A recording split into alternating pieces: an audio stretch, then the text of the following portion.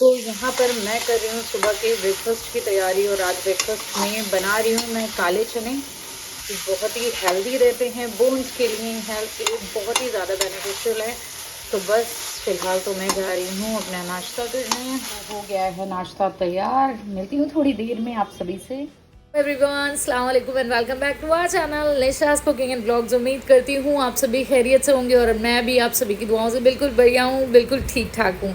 तो यहाँ पर मैं गई थी मार्केट। सबसे पहले तो मैंने खा लिए थे भाई गोलगप्पे। अब मार्केट इतने दिनों बाद पहुँचो और गोलगप्पे बाद में खाए, ऐसा तो नहीं हो सकता। सबसे पहले मैंने जाकर अपनी पेट पूजा की और उसके बाद बस मैं लग गई थी मार्केट को एक्सप्लोर करने। यहाँ पर मैं नाइट पजामाज देख रही थी और इनका कलेक्शन तो भाई बहुत ही लाजवाब था और बहुत ही प्रिंटिंग प्यारी थी। आप देख सकते हैं बहुत ही प्यारे प्यारे से कलेक्शंस थे, डिफरेंट डिफरेंट कलर्स थे, चेक वाले थे, फ्लावरिंग थी और प्रिंटिंग थी। बहुत ही प्यारा कलेक्शन था। आप चाहें तो ऑफिस में कैरी कर सकते हैं। नाइट पजामाज थे और आप चाहें तो कॉलेज के लिए भी कैरी कर सकते हैं। बहुत ही प्यारा और अफोर्डेबल रेंज थी और ये बहुत ही प्यारी सी यहाँ की ओनर थी। ये है लाल कोटा कृष्णनगर, रूपा पार्लर वाली रोड, सेंट्रल पार्क के जस्ट सामने।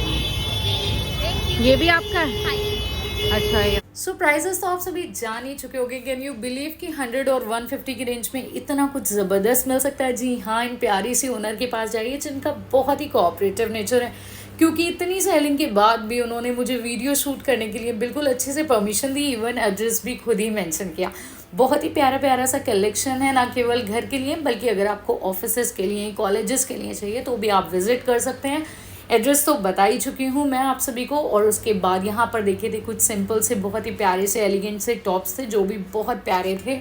बाद हम पहुँच गए थे राजू भाई मोमोज़ वाले के पास, क्योंकि हम कृष्णा नगर जाए और इनके मोमोज़ खाए बिना आ जाए तो उन्हें बुरा लग जाएगा बिल्कुल। तो इसलिए बस हम पहुँच गए थे मोमोज़ खाने। और इतनी गर्मी में इतने गर्म गर्म मोमोज़ खाकर भाई मेरी तो हालत ख़राब होने लगी थी।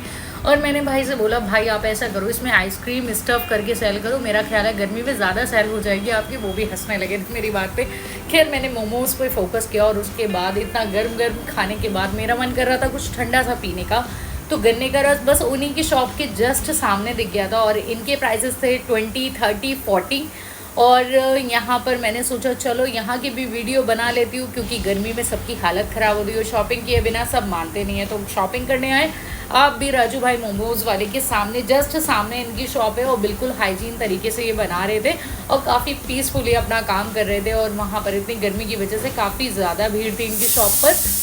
तो मैंने बस यहाँ की भी वीडियो शूट कर ली थी फटाफट से, क्योंकि हमारा जूस तो बन रहा था। खैर गन्ने का जूस बन रहा था और ये भैया बस सर्व करने लगे थे। हमने 30 वाले सबने ग्लासेस लिए थे और यहाँ पर तो हसन को पता नहीं क्या ही हो गया था, क्योंकि हसन तो हमारे साथ जाता है, उसे बस स्ट्रॉ में मज़ा आ रहा था। हमने तो बिना स्ट्रॉ के ग्लासेस में इंजॉय कर लिया था, लेकिन वो बस हमने स्ट्रॉ नहीं लिया, लेकिन उसने हमारे बदले के वहाँ से कम 10 से 12 स्ट्रॉ ले लिए थे। पता नहीं क्या करने वाला था इन स्ट्रॉ का वो। और बस हमारे ग्लासेस आ गए थे हमारे पास। उसके बाद मैंने तो बस क्या किया था, मैंने तो उसमें एक्स्ट्रा बर्फ़ डलवाई, क्योंकि बहुत ज़्यादा गर्मी हो रही है भाई।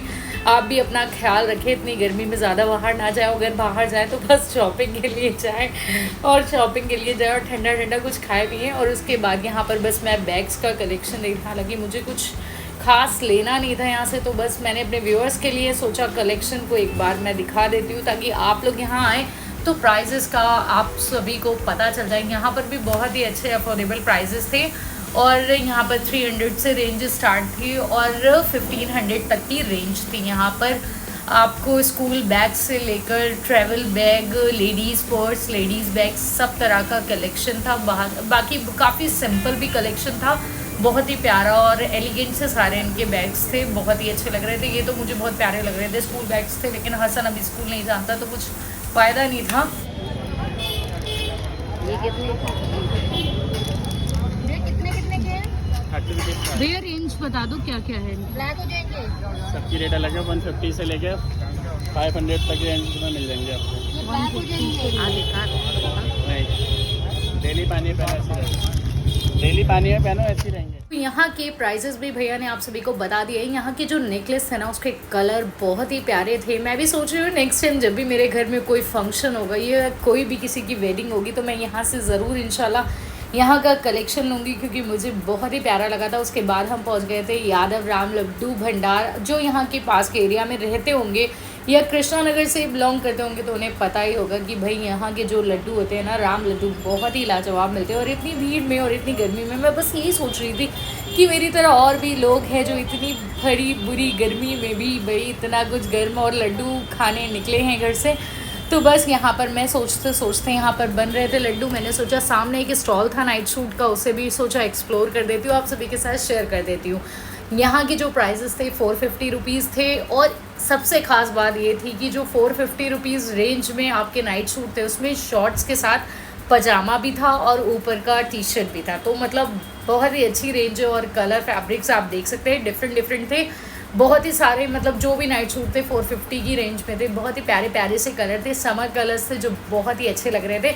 अगर आप सभी को चाहिए तो यादव राम लड्डू भंडार के मतलब जस्ट बराबर में ही है इनका स्टॉल जो बहुत ही प्यारे प्यारे आपको नाइट सूट मिल सकते हैं। और उसके बाद इस बीच हमारे राम लड्डू तैयार हो चुके थे। हमने सिर्फ एक ही प्लेट खरीदा था क्योंकि इतनी गर्मी में सबने मना कर दिया था, लेकिन मैं तो बस मान नहीं सकती, तो बस मैं और अपी लग गए थे और एक ही प्लेट में थोड़ा थोड़ा सबने शेयर कर लिया था। बाद में बोला भी गया कि दूसरी प्लेट लेते, सबने मना कर दिया था। और उसके बाद हम आ गए थे घर पर, मतलब ये था रास्ते का व्यू, हम आ रहे थे घर पर। और उसके बाद आते ही अब आपको पता है कि जिम्मेदारियों वाली मैं तो घर का खाना कैसे भूल सकती, तो मुझे बनाना था घर के खाने में घुइया गोश्त जो यहाँ पर बनकर तैयार हो चुका है। तैयार नहीं हुआ, खैर ये फाइनल लुक था जो मैंने आप सभी को दिखा दिया। कुछ ऐसा बनने वाला है मेरा आज का घुइया गोश्त। तो मैं आई, थोड़ा सा रेस्ट लिया और उसके बाद बस किचन में लग गई थी काम में। कुकर रखा गैस पे, उसमें डाला तेल। जब तेल जैसे ही गर्म हो चुका था मैंने उसमें डाला गोश्त। लगभग यहाँ पर मैंने यूज़ किया था 800 ग्राम गोश्त। और उसे तेल के साथ सबसे पहले तो अच्छे से मिक्स किया और उसे थोड़ा सा 1 मिनट तक मैंने फ्राई कर लिया था ऑयल में डालकर ही गोश्त को। और उसके बाद मैंने यहाँ पर प्याज की प्यूरी पीसी थी, लगभग 1 बड़े साइज़ की प्याज, उसी के साथ लहसुन अदरक का पेस्ट भी डाल दिया था।